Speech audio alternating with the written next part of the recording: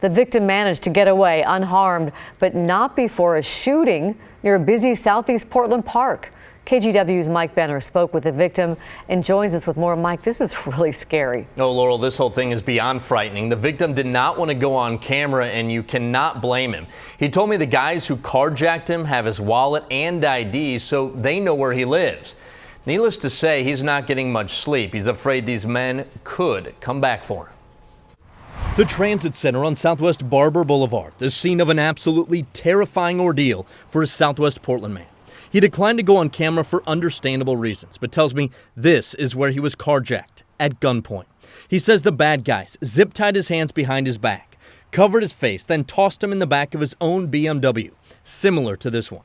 According to authorities, the suspects drove from the Transit Center all the way to Mount Tabor Park in Southeast Portland, where things escalated.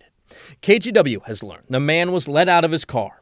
Two people asked him what was going on. That's when investigators say the suspects started shooting. The carjacking victim tells me he ran away as fast as he could, so he wasn't injured. Neither were those two witnesses. I'm told the carjackers got away with the victim's wallet, cell phone, and some jewelry, and of course his car. A 2007 BMW 525, Oregon license plate 001DDR. If you spot the car or know anything about the case, you're urged to contact Portland Police. All right, so at this point, that car and license plate are the best leads because the suspect descriptions just aren't that good. The victim is hoping we can help track down that car. It's very important to him.